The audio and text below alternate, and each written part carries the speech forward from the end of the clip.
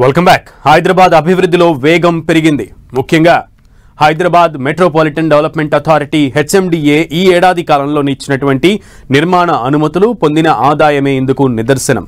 గడిచిన 2 ఏళ్లతో పోల్చితే ఈ ఏడాది భారీగా నిర్మాణ అనుమతులకు దరఖాస్తులు పరిష్కారమయ్యాయి. అదేవిధంగానే హెచ్ఎండిఏకి ఆదాయం కూడా బాగానే పెరిగింది.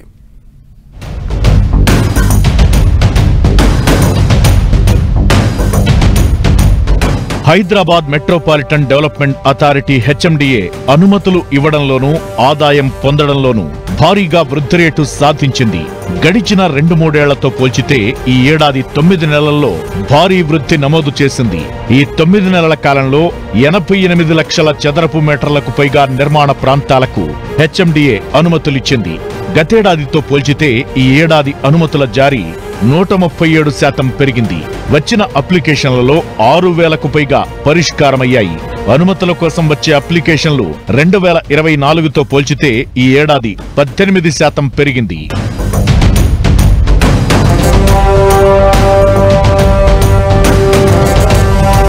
అనుమతులు ఇవ్వడం ద్వారా హెచ్ఎండిఏ ఆదాయం మెల్లగా పెంచుకుంటోంది. 2025లో భవనాల అనుమతుల కోసం 77 దరఖాస్తులు వచ్చాయి. దీని ద్వారా 78 లక్షల చదరపు మీటర్ల విస్తీర్ణంలో నిర్మాణాలకు అనుమతి లభించింది. ఇలా మొత్తంగా కేవలం 514 కోట్ల రూపాయల ఆదాయం వచ్చింది. ఈ ఏడాది అనుమతులు ఇవ్వడం ద్వారా ఇప్పటి వరకు 1225 కోట్ల రూపాయల ఆదాయాన్ని పొందింది. ఇది గతేడాదితో పోల్చితే 245% ఎక్కువ.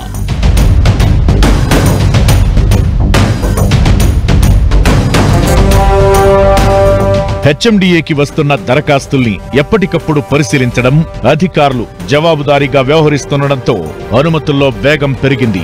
చాలా కాలం పెండింగ్ లో ఉన్న ఫైళ్లపైన అధికారులు దృష్టి పెట్టారు.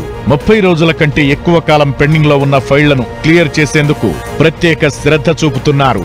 ఇలా హెచ్ఎండిఏ అటు అనుమతులు ఇటు ఆదాయం పొందడంలో స్పీడు పెంచిందనే చెప్పొచ్చు.